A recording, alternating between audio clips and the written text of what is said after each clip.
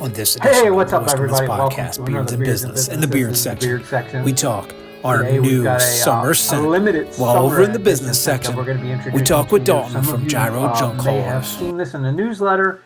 We've officially put it on the website. It was just in person, but we decided to make it accessible to everybody. This is just in oil only. We're doing a limited scent throughout the seasons. This is our first that we're kicking off with, trying something a little bit different. Some of you were asking for a lighter, citrusy smelling one, so we've got it for you. We've brought this product out. We've sold in person only up to this point. Now it's officially on the website, and it is called Island Dreams. The Island Dreams beard oil combines that fresh orange smell. It has a little bit of lemon, cherries, some pineapple, coconut, and then a vanilla. It's just a nice, really fresh, citrusy, calm. Really makes you think that you're by the sitting out by the beach, having a nice cocktail, smoking a nice cigar, whatever it is. But I'm wearing it right now, and it makes me feel like I should be sitting on the beach, soaking up some sun, getting tan. So it's a really good scent for the summer, nice, light, and refreshing. And that will be available while supplies last, and then it will be replaced as we get into fall. We will be launching another scent, and then our Christmas line, and then we'll continue to have a rotation so that there will be some new scents coming out on top of our stable of scents that will remain for the most part. But we'll be making changes to some of the main scents as well too. But more of that will come as we get into future podcasts, and we'll put that out. And if you want to stay up to date for the most local and not have to wait till Friday, whenever this may drop, you never know what's coming out. Our latest and greatest information will be in our monthly newsletter, and then we'll drop reminders here and there as we have events. So sign up for that. Go to our website, scroll all the way to the bottom, throw your email in. This way you'll never miss any information that comes out. Make sure you check your spam. Mark us as a safe sender so that you'll get it right into your inbox. There is a good chance that it will go to your spam. We're working on getting that to where it doesn't, but that's the way the email game goes. So sign up for that, and then, as always, please hit that subscribe button. Continue to watch. Share these with folks. Comment. Same thing with our social media. Go on, like, subscribe, comment. You can also find some information.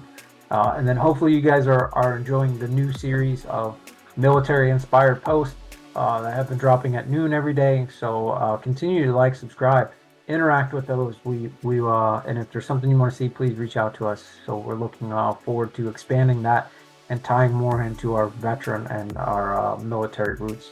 So that is it for the beards for this week. I have a pre-recorded from several months ago. Just happened to have gotten delayed in the queue in the rack and stack of things, so we're finally getting around to it. So this was an interview with a fellow Ohioan who's part of the Heart, fellow veteran, as you'll hear. So Dalton is going to drop some really good information on us. So we will turn it over to that video right now. Hey guys, welcome to this segment of the business part of Beards in Business. Today we've got a special guest with us who's local in the Ohio area. So we've got that in common. Also is a entrepreneur, obviously. We've got that in common. And then probably the most important in my mind and heart is a fellow veteran. So Dalton, why don't you introduce yourself and then your business to our viewers today? Okay, yeah, perfect. So obviously my name is Dalton Wilson. I own Gyro Junk Haulers, a local and better known junk removal company. I did 6 years in the Naval Reserve. I did a year in training and then a year active duty in a combat deployment in Africa. And that's a little bit about me and who I am. Number one and foremost, I'm a Christian, love Jesus. And then the rest of it's just I'm a business owner and a family man. So you said the name of your business. Can you say that one more time for me? Sorry. Gyro Junk Haulers. Jireh. So two questions out of that. One, that's a interesting name. How did you come about that? And what is it that you actually do? Okay. So I'll start with what we do. We do junk removal, and that encompasses if you've got a fridge you need to get rid of, or if you got an entire house that's got 60 plus years of junk and hoarder situations. We do light demolition, non-structural. If you got a shed you want gone, if you've got a fence you need down, a deck or anything like that, that's sort of what we do. Now, the name, a lot of people get to ask. It's just cool. Um, so again, Christian, and in Genesis in the Bible, Abraham was going to sacrifice his son Isaac. We're getting deep already, deep cuts. Uh, he was going to sacrifice his son Isaac because God told him to. And right before Abraham was about to plunge the knife into Isaac, God said, "Hold on, wait." He said, "You were faithful. I was just testing you." And Abraham looked to the right and he saw a ram in a thicket to give in substitute for his son Isaac, right? A sacrifice, which is how they would do it in the Old Testament. And he said, "Jehovah Gyro is my provider." Now, Jehovah meaning God. I'm not a Jehovah's Witness. It's just another name for God. And then Gyra means my provider, the one who provides. And the origin story in the business is sort of, I got started. I didn't have anything. I didn't have a truck. I didn't have a trailer. I didn't have any tools. I didn't have anything. I was just a dumpster delivery guy, and God literally provided my entire business. So that's kind of the origin. That's where the name comes from. And when people ask, I get to share the gospel. Yeah, that's awesome. I've unintentionally had quite a few folks on that I've interviewed so far that are, and I think that are rooted in faith. Yeah. That's what defines folks from being successful. I think having that foundation and being able to step out on that, I'd be like, hey, I'm a Christian and I'm not afraid to tell that on a podcast. Yeah. So I applaud you for that. So Thank you. from Navy to junk, it's kind of a big, because I don't think they have junk remover in the Navy. No. How did you make that transition, and what drew you to this of all the things that are out there? So, it's a bit of a reach. In the Navy, I did what they call cryptologic technician and networking, which is a fancy word for a state-sponsored hacker. Also, network defense to keep people from hacking into our networks. And again, I learned that in the reserves. I did a year in training. It's like the third most difficult training in the Navy behind SEAL and Nuke. For special forces and nukes, we have a few special forces. But anyway, there was a high attrition rate in our training. So it was a very technical job. And I transitioned that into the civilian world, and I worked for Department of Homeland Security as a cyber analyst, basically. Made great money, killer money at the age of like 21 years old. I had a top secret clearance, the whole shebang, right? Had everything lined up for me, and I was just totally empty and barren. At this time, I'm not walking with God. Now things in my life are rough. It's tough. I'll be honest, just straight up, it was a bad time in my life. I was doing alcohol. I was an alcoholic. I was out there living, and I was like a functioning alcoholic. I go to work, get up, go to work every day.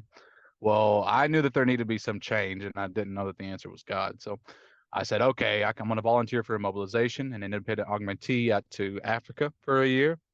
And I went out there and actually did some good work out in Africa.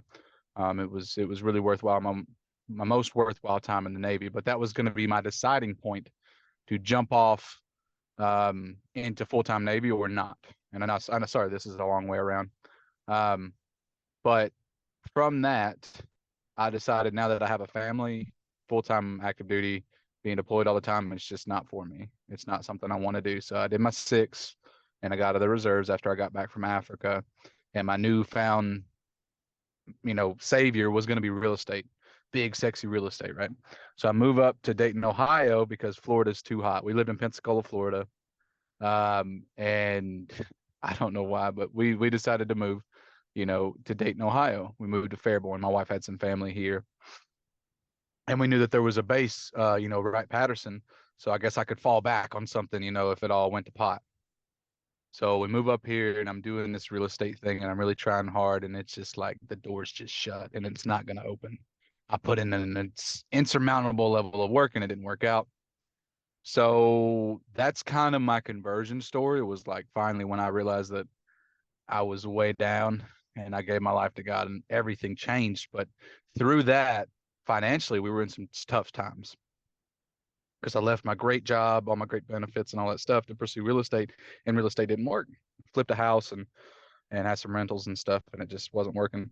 Well, I eventually had a friend who was a dumpster delivery driver. You know, like when you might be flipping a house and you got a bunch of junk, or maybe you're, doing a lot of demo, you would call in a dumpster and you fill it up. And he said, I need a driver. And at the time I had just kind of took a job to get by, and it wasn't really sustaining us. And I said, absolutely, man, I'll go and I'll be your driver. And I was his only driver. And as a natural part of that dumpster delivery world, they're always going to ask, well, how much will you charge me to fill it? So I was his driver, and then he would have me do his clean outs on the side. And now if God gave me anything, he gave me an entrepreneurial brain. And I said, I saw the margins and I was like, man, this is really viable for a business. This really makes sense. It's just a lot of labor, but you can really make back. And there's the entry point, the entry cost isn't too crazy.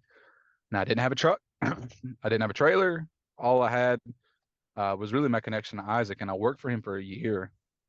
And he's the one who told me. I was seeking confirmation from God and everything. He told me, he said, you should start a junk removal company, which is kind of weird. He's basically my competition in a sense. But I bought his old dumpy truck. I got $500 out of each one of my paychecks to eventually build up to $2,000, and bought that truck that didn't even run. He allowed me to use his dumpsters to start the business. So I would pay him 25% of the gross profit or the gross sales. And it was a terrible deal for him, and it was a terrible deal for me. And yeah, I know that was a really long answer to what your question was, but it was initially kind of how I got into that. Is that right? Yeah. That's kind of how it all started, was me seeing the profit, me seeing the viability of a business, and just the rest of it was God. Just the truck that didn't run that fired right up as soon as I put a battery in it. The guy that really wasn't financeable that goes to get a dump trailer and they're just like, oh yeah, sign here, you're good. God just kind of made a way where there really wasn't one in my mind, at least, because we were at that point kind of down bad, honestly, financially. And yeah, that's kind of how it all started, how it all went. And I bought that truck in January of 2023. And here we are a year later. So Yeah, that's incredible, because a lot of people look at businesses and they're like, well, it's overnight success, because everyone has to remove junk. So it's got to be. But what is the tenacity that really makes the company. And there's small businesses. Small businesses make up pretty much almost everything. But what separates, I think, that separates us from other small businesses, nothing derogatory towards the other small businesses, is when you have that veteranpreneur or veteran entrepreneur, whatever you want to call it, you get something different. We've been there. We've dealt with heartbreaks. We've dealt with, our stories are enough to fill up a book. So translating that into business is almost natural. Some folks in your position that didn't have that military background may have given up. It's like, look, the door's shut. I can't do real estate. I'm gonna go back to what I know. In this case, you would have to go military. Start working for someone. All right, well, I'm just gonna be a 9 to 5. I'm always gonna have a boss to see the light and then go, I don't have 2 pennies to rub together. Everything to line up is not only being a good steward in your faith, but it's literally God's hand on your business, which I think is another thing that separates the good from the great. So, I mean, you've got 2 checks plus up on everyone. So I really appreciate you sharing that part. So you alluded to moving to Dayton. What is your service area? How can folks um, find you and then use your services in their if they're in your service area? Yeah, so we service a 20-mile radius of Dayton. Basically, if anyone who's listening knows Dayton, we go from basically West Alexandria to Xenia, and then from Troy down to Middletown. That's kind of our service range, north, south, east, west. But we will go outside of that bounds. We just have a higher minimum. So, anything that you need in terms of like a full house clean out, we'll go as much as an hour away if necessary to get you taken care of. Because obviously you're going to be a more high ticket sale. That's fine for us. We can justify the expense. How you would find us? Well, I'm on YouTube. I'm on Facebook. I'm on LinkedIn. Dalton Wilson. You can find me on LinkedIn. Our business page, Gyro Junk Haulers, is on YouTube, on Facebook. I should probably make an Instagram. I'm not very good with the social media and super posting, but we also have a Google business page with over 100 5-star reviews just in the last year. So you can take a look on Google, Gyro Junk Haulers, and that's exactly where you'll find us. And I just Well, want to say, if we don't get to it, maybe we will. I don't want to jump the gun, but I don't brag about numbers. Money's just a tool in the hands of the right person. Greed is different, but money's just money. But going from basically penniless, not even having the $500 payments for the truck, in 8 installments, or 4. I can't do math. Anyway, regardless, I paid $2,000 for the truck over the course of time, and I didn't have any extra money. I started full time in April. I finally dedicated. I just recently got off the truck. I have 2 employees, and we'll close the year out in 200,000 in sales. wow. So it's been a huge blessing. It's been a huge blessing. Yeah. So I know we'll put all that social media and all that contact information up at the end of this so folks can find you. Um, One thing that you pointed out recently at one of our meetings, you don't have to get into numbers, but there are plenty of. I'm sure if we open up the, I'm going to date my gray beard here. If we open up the yellow pages, Google. So if we Google junk removers, I'm Mhm. sure we're going to get a slew of folks. Yeah. So we've already pointed out two reasons why folks. Well, three. One, you're a small business. Two, you're Mhm. a veteran. You're veteran owned. Three, you're a man of faith. Yeah.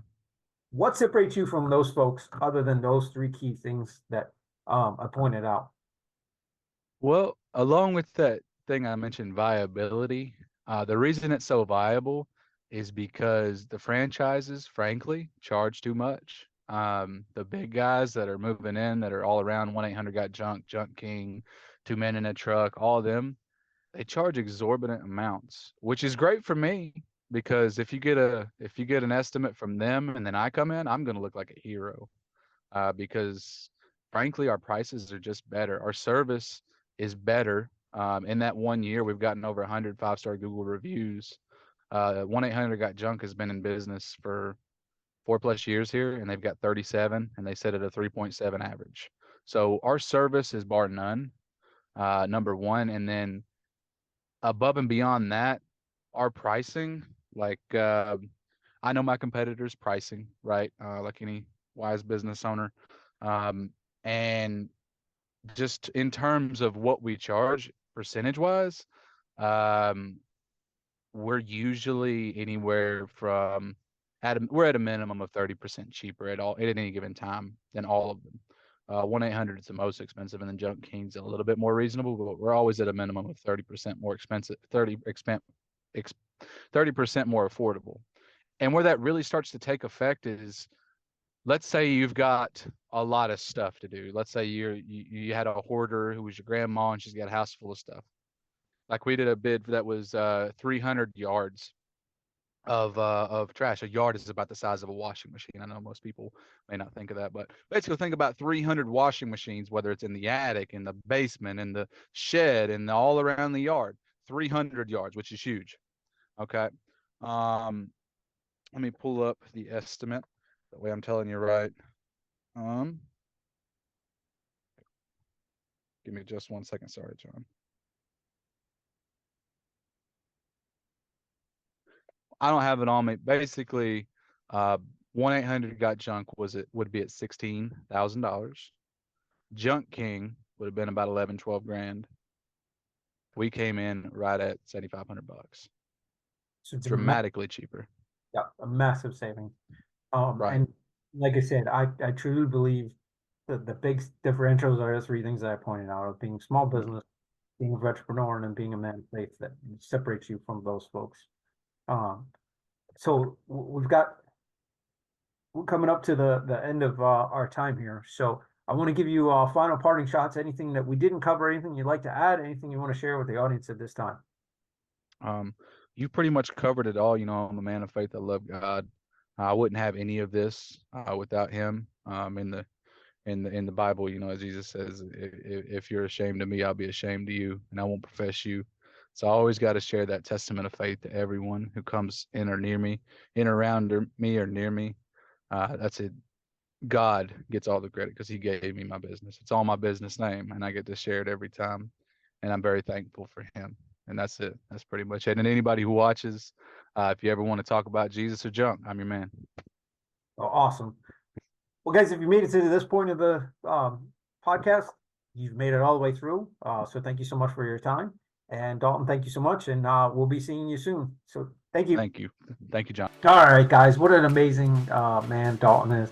He talks about his faith very openly, which is rare in today's society. So, I think having God first in the business definitely helps.